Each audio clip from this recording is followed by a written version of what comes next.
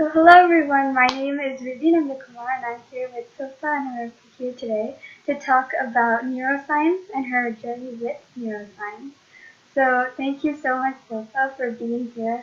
We've never met in real life before, we live in opposite sides of the country, but it's so nice to be able to talk to you this way and connect with you. So before I actually get started with my questions, would you like to introduce yourself? Yeah, sure. So thanks for inviting me to do this. First of all, this is really cool. My name is Silpa. Like you said, I am a junior at the University of Delaware. So we're on opposite coasts here, but I'm glad that Zoom has brought us together this way. Um, but yeah, I am a junior studying neuroscience, and I also have a major in liberal studies and a minor in Spanish for healthcare. Um, so I hope I can answer your questions today. So we'll mainly be talking about neuroscience in this interview, but because a lot of our audience members are high schoolers, I kind of want to start at your high school experience. So do you feel like you were introduced to the field of neuroscience while you were in high school, or is that something you became interested in later on? Yeah, so I don't think I was introduced to neuroscience specifically in high school. I think the closest I got was like a mixture of taking AP Bio and then AP Psych as well. So I think I drew my interest from both of those classes because I knew that I really liked bio and I really enjoyed my psychology class. But I knew that I didn't really want to go in with a psych major in college.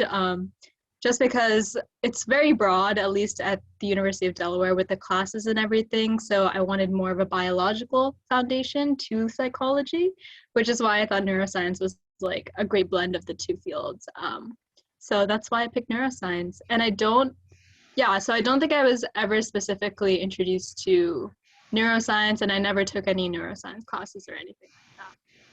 So, what are some other experiences that you've had in high school that you feel like still help you today? It doesn't necessarily have to be academic per se, but is there anything that you feel has made you maybe grow academically or even as a person in high school that you would recommend to other high schoolers? Yeah, I mean, I would say again, like I'm sure everyone listening to this is really like a really great student. So I think finding opportunities outside of that is definitely gonna widen your experiences, but then also I think like any experience that you get outside of class is just going to make you more interesting as a person in general because everyone's in school, everyone has to take classes. So branching out and trying new things, I think, is always really cool. I played soccer. I wasn't great at soccer, but I still stuck with it for a few years, and I really enjoyed my team and playing it. Um, I also took on a bunch of leadership roles. So if you guys have the opportunity to take on leadership roles, I think that's a great way to kind of connect with the community as well as develop those skills that you're not exactly focusing on during your classes. So I'm trying to think. This feels like so long ago at this point. But I'm not sure if you guys have National Honor Society, but it was basically like a service club at my high school. So I believe I was the vice president of that. We had a multicultural club that I started with a few of my friends, which was really fun. Um, I'm interested in going into the healthcare field. So there was this other club called HOSA, which is Healthcare Occupation Students of America.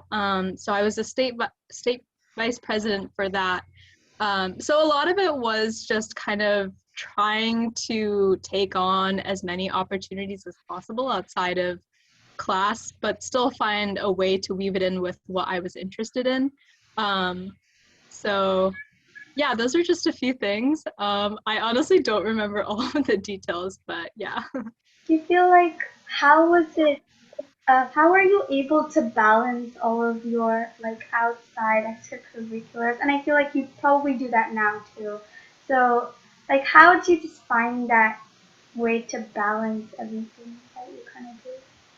I mean, good question. I don't think I always did balance everything. I think sometimes I did have to give in a little here and then a little there. But ultimately, I think for me, my main focus was my classes. So that I kept that as my center. And then if I needed to compromise in my extracurriculars a little bit, that's where I would have to give in a bit. But overall, I think it just comes down to time management. Don't overload yourself. I think if you are taking on these different opportunities, like the ones that I was listing, you're only going to be effective in them and be a good part of them if you have the time to commit to them. Um, so I always like to think that even if I'm a part of only one or two things outside of my class, if I am being my best in those clubs and giving it my all, like ultimately that's what's going to matter. Like when you guys get to college, no one's going to care as much if you're in 50 different activities, but then you were just a member or you didn't really invest that much time into it. So I think it just comes down to finding the core activities and the core classes that really resonate with your values and interests and sticking to those throughout the whole time. So if you were to give just one piece of advice to any high school student or maybe yourself when you were younger, what would you kind of say to them? That's a good question. I don't know. I guess in general, a good piece of advice is um okay, I'm gonna think about this for a second. Or you can get um back to it like all the way at the end of the presentation if you want. okay, yeah. How about I think about it while we talk Yeah, you about can this? totally think about it.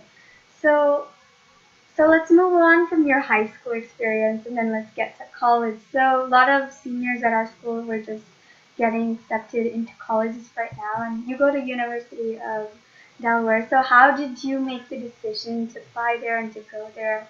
And how is it at UW? Yeah, so I think like any high school student, I was dead set against getting out of Delaware as fast as possible and traveling to a college far, far away from home.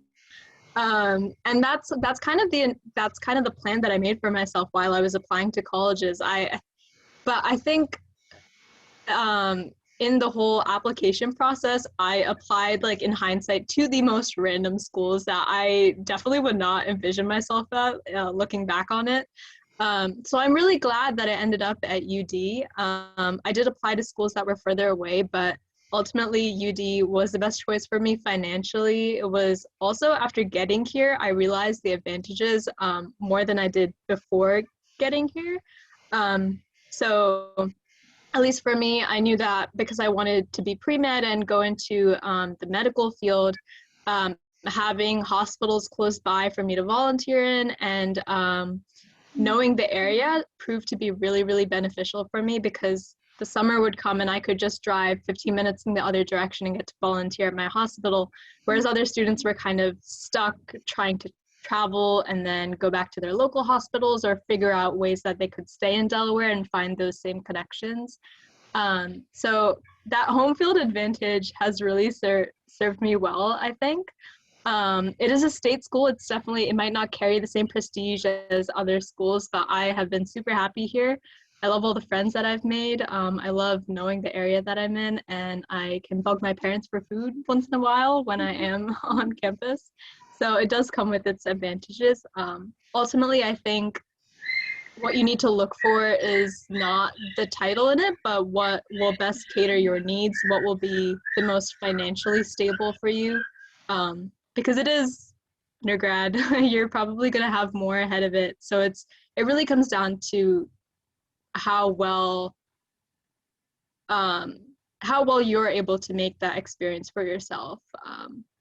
Because the classes and the university can only do so much. So yeah, just take charge of your own experience.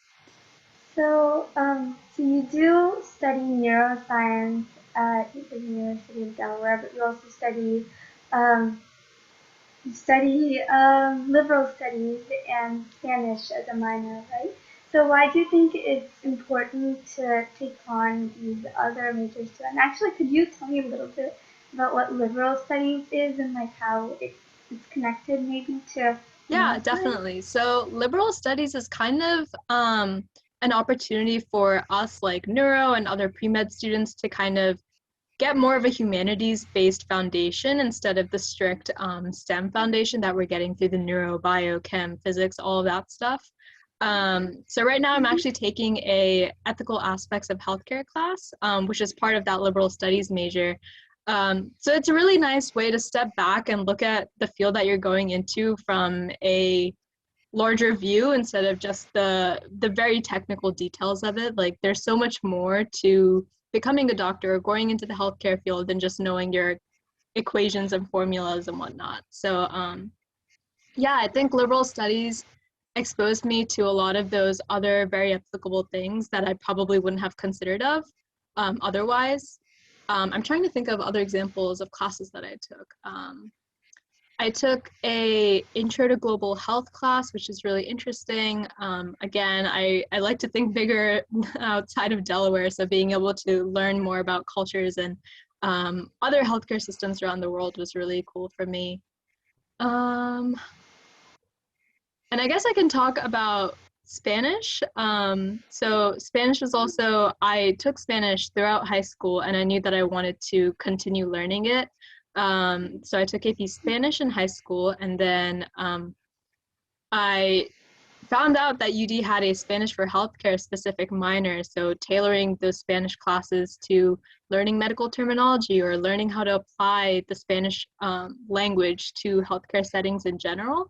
I thought that was a really cool thing, and it obviously applied to what I wanted to do. So I really was excited to take it.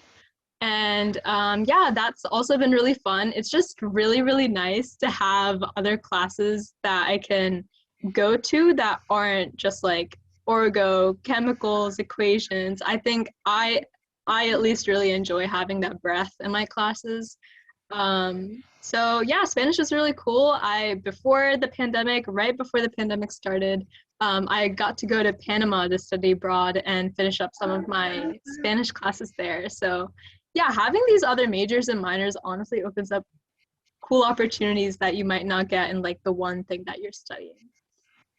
It does sound really fun, and it's great that you're like kind of um, learning a lot of different things and not just focusing on just the science aspect of something, right? Yeah. But you've also, though, even though you take all these classes, they're still kind of tied into healthcare and all of that. So do you feel like, so when you did choose your major, did you do it right away, or did you come in and like think about it? And when you took your classes, did you know that you were gonna go into the healthcare field?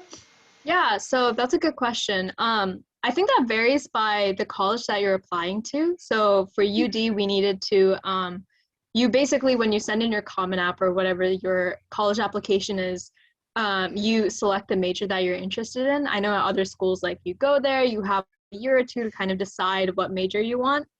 But for us, we kind of had to make that decision before getting there. But that doesn't mean you're locked in. Like if you want to change it after, that's fine. I was just lucky and really enjoyed the classes. I think my intro level neuro classes were one of my favorite ones, so I'm glad I stuck to it. Um, but yeah, what was the other part of your question? Sorry. So did you always know when you were going into college? Did you know that you were going to go into the healthcare field? The healthcare field, yeah. So I think I've known since like sophomore year of high school that I was really committed to going into the healthcare field and specifically become a doctor. I've Mhm. definitely wavered along the way on whether I was like cut out for it, what other options would be best for me, but I'm set on becoming a doctor now, and I knew that going into college as well. So that was part of my motivation with the different opportunities that I was seeking out in high school as well, because I You wanted to weave mentioned together that story, yeah, of being interested in going into medicine. Yeah. so. So how have your classes been? Are they, especially with neuroscience, is it very notes-based or is it very hands-on or is it just self-study? So how is it? Yeah, so like I said, I really, really liked my first two introductory neuro classes. Mhm. So one of them was Neuro 100, and I think the tricky part is that a lot of your class experience comes down to the way the professor teaches it and the way that the material is presented. So I think it's really unfortunate that even if the material can be really cool, if your professor sucks, then you're kind of in a sticky situation, but you just have to make the best of it. But that wasn't the case for my Neuro 100 class. I loved my professor. I loved the way the material was presented. It was basically an introduction to the anatomy of the brain and like social and cognitive processes within the brain. So getting an understanding of neuroscience theories and the functions behind each of the regions of the brain. That was what that class consisted of. And we also had a lab portion. And I think that's what made my experience in that class really great, because we literally went into a lab and saw human brain slices and got to learn the anatomy from looking at human brains. So I don't think you can get more hands-on than that, which was really exciting. But yeah, I love that I can like look at like MRI scans, fMRI scans, and kind of know what I'm looking at because of those classes. And yeah, in terms of note taking and that, I think it just comes down to your style and your preference. For me, I'm definitely a person that likes to take notes by hand. So if a professor was very adamant about a textbook, then I would just read the chapters assigned for the week or two and take notes from that so that I could be prepared for class. Or if or if I was procrastinating, I'd take those notes like a week before the exam or something. But yeah, notes are definitely a way that I like to stay organized. Again, I think the self-study thing really comes down to the way the professor is. If the professor isn't great at explaining things, then obviously you're going to have to take on more of the responsibility of understanding that information. But if the professor is doing their job, then you should be fine and you wouldn't have to worry too much about taking on that role apart outside of class. So I think that just kind of depends on the situation that you're in. So yeah, you kind of said before that you prioritize your classes, and I'm sure that you're doing great. But what are some other opportunities that you saw out that are related to neuroscience and other medical fields? Yeah, so like just clubs and stuff on campus. Yeah.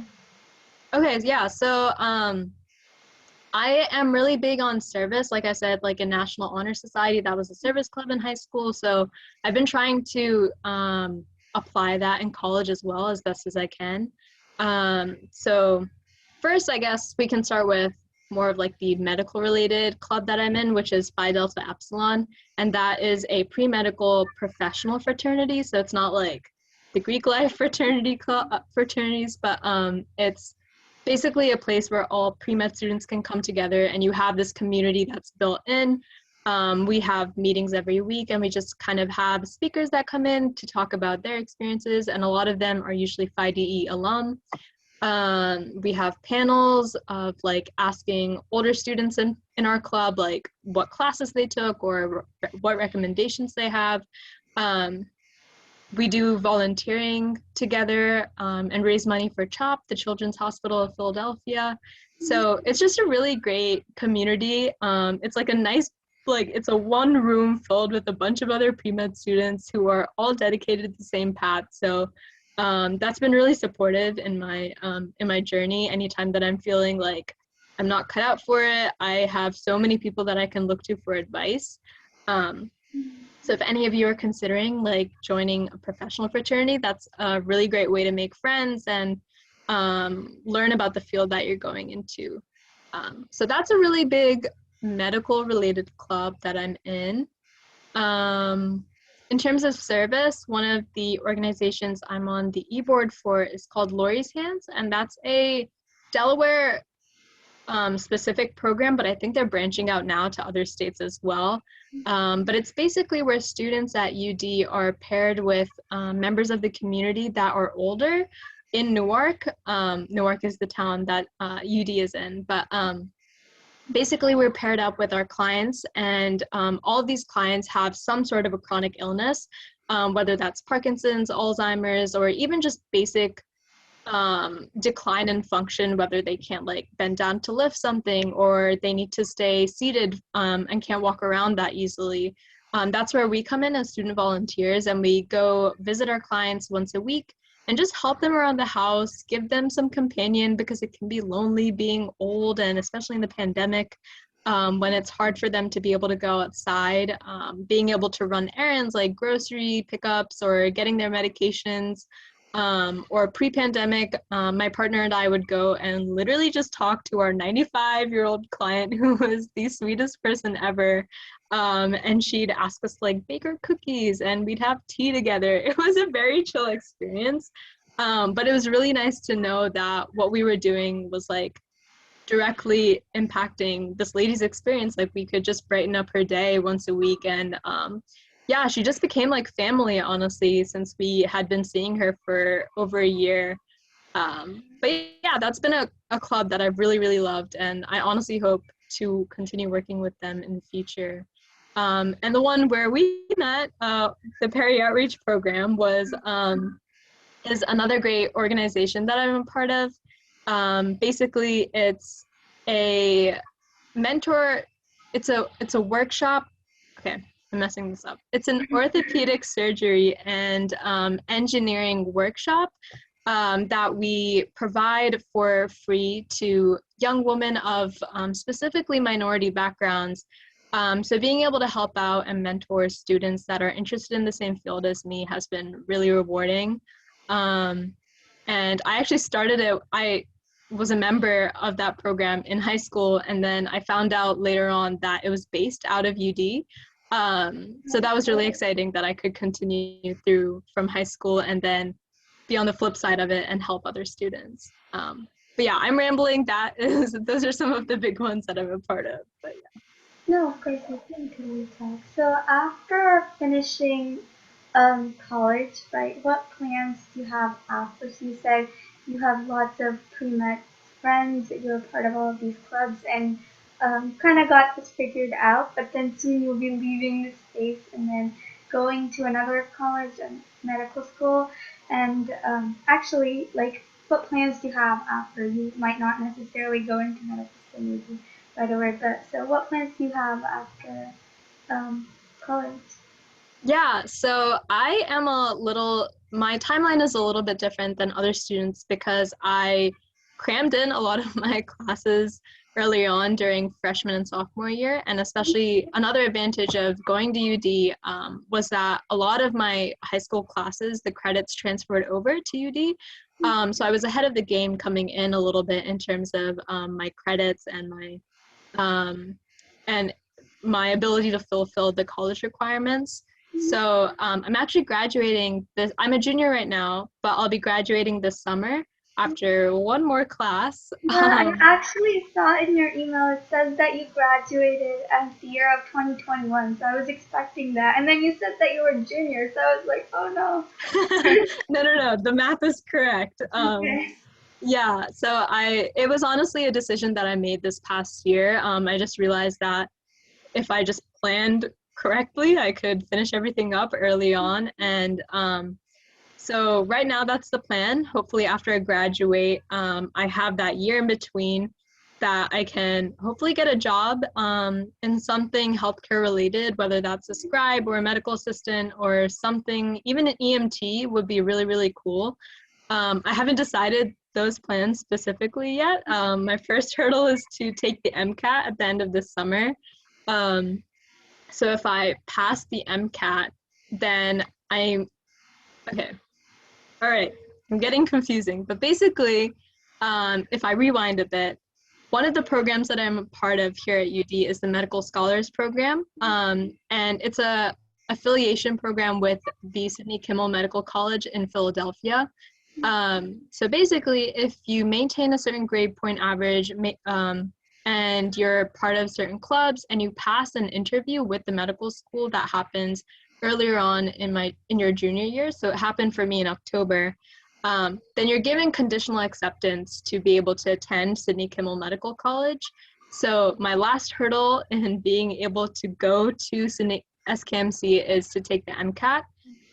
So if I get the score that they require, then I will be locked in with them, which is really exciting, and hopefully it works out, which is why I'm planning on using that time in between to just branch out, try something different, maybe travel, get a job, something so that I can really buckle down when it comes to medical school and just focus on studying when that comes around. So do you think that you are going to go into the neuroscience field, or do you think that you might not do that and you might actually try something else? Yeah. Sorry, wait, were you saying something? No, go ahead. Just do you Okay. think that after med school, after college, when you go to med school, do you think that like right now you're set on neuroscience, or is that something you're just learning and you might be interested in pursuing another field like in medicine after? Yeah, that's a good question. A lot of people ask me that when I say I'm neuro and then I say that I'm pre-med. They're like, "Oh, do you want to be a neurosurgeon?" And the answer to that is no, I don't want to be a neurosurgeon. I'm open to doing something neuro related. I just haven't given it that much consideration in terms of what specialty I want to go into specifically. Like we met at the Perry program, like orthopedic surgery was something that was really cool to me. So I might go in that direction, which is totally unrelated to neuro, really. But yeah, neuro was more of a decision for me that came as a culmination of my interests from high school. I don't know if that'll translate over to medical school. I just want to keep an open mind and see what else is out there before I think that I'm committed to one thing, because there's so many specialties that I haven't even heard of. So I'm just excited to explore what else is out there. Yeah. But I mean, for the sake of this presentation, we're sort of going to be talking about neuroscience. So I kind of want to ask you about what you initially did find interesting about neuroscience, and if you do pursue like a job or if you do like plan on studying neuroscience further, what do you think is rewarding and what is kind of challenging about this field? Yeah, I do not regret my major at all. Like I've loved all the classes that I've taken. It's also been so with neuroscience, I guess the two biggest pathways that you can take after graduating is going into research, clinical research, or going into medical school and then continuing that if you want to go into neurosurgery, whatever. You can continue that interest that way. So I was really interested in getting involved in neuro-related research on campus. So I'm actually a part of two labs on campus. One of them is called the SLAM Lab, which stands for Speech Language Acquisition and Multilingualism. And it's just a fancy way of saying that we're studying babies and how they Oh, acquire the skills to learn language. Um, so I've really enjoyed my time there. I think that's been really rewarding because it's an application of what I'm learning in classes to something that's hands-on and I'm interacting with people. So it feels like I'm working with patients in that kind of a sense. Um, and then the other lab that I'm a part of is called the Medina Lab. So Jared Medina is the principal investigator of that lab. So it's called the Medina Lab. But basically, in that one, we're studying multisensory integration of senses. So he specifically looks at visual and tactile sensory integration. So how what we see integrates with the way that we feel things. So we do some really cool experiments with that. I get to run some of the experiments and take care of the participants that come into the lab and run the studies for them. So both of those labs have been really cool ways for me to learn more about neuroscience. And it also shows that like you can do so much with neuro because it's so applicable to so many things, whether that's like behavioral neuro or social neuro or even like bio because we're learning neuroanatomy and neurons and all of that stuff. So yeah, I feel like anyone that's interested in research would find neuroscience really, really rewarding. And then again, if you want to go into medical school, it's still really valuable information because you're going to hit that topic at some point in medical school. Um, but I think something that has been challenging is I think for me specifically, it has been just like certain neuro classes. Some of the information is hard to process because it can be very abstract at times. I think I did well with the intro level classes because it was very concrete, like it was neuroanatomy and it was knowing where things were and what they did. But as you went into upper level classes, right now I'm taking or I took advanced neurophysiology, and now I'm in a class called social neuroscience. But it can get into some very abstract topics because we still don't know a lot about the brain, so a lot of the research behind it reflects that.